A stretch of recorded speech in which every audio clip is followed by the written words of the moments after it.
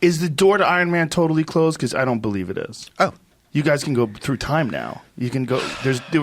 You already opened up that door. Well, let me ask you the question. If I pick the jersey back up and put it on, wouldn't you feel a little bit like, oh, crap? No. Oh. Here's what I think. All right. They go through a few semi-lackluster Avengers movies without you.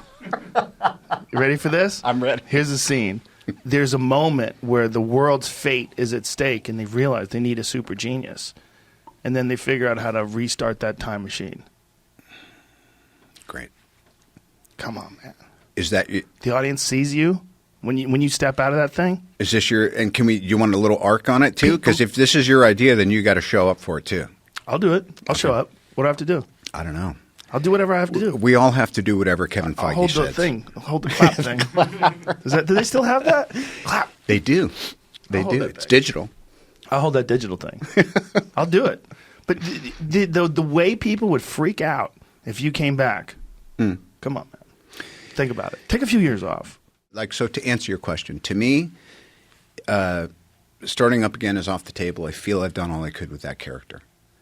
There would have to be a super compelling argument and a series of events that made it obvious to it. But the other thing is, I want to do other stuff. Right, of course. Yeah, of course. I love you as Iron Man. So I would if they opened up this time machine and you popped out, I just imagine the moment where everybody goes fucking crazy. It would be amazing. Could be great. I would love that, but I would also love you hanging it up. Yeah, it's just first of all, it's 2020, and I'm not an OCD guy, but I keep thinking, see clearly, even if your vision is going.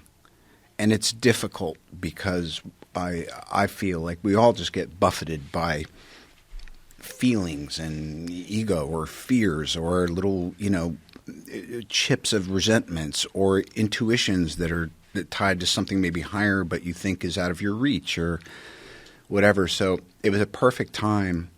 And I got to go have dinner with a bunch of the Marvel folks last night.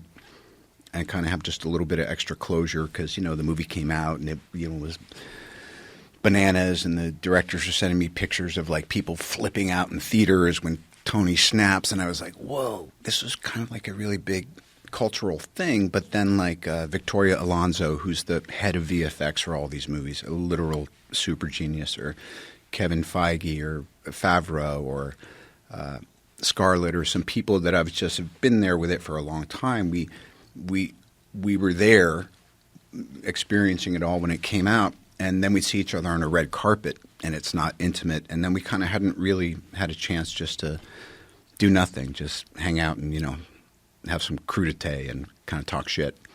So it was really interesting being here today because yesterday was this kind of – last night was this kind of real, like felt like closing the circle on things a bit.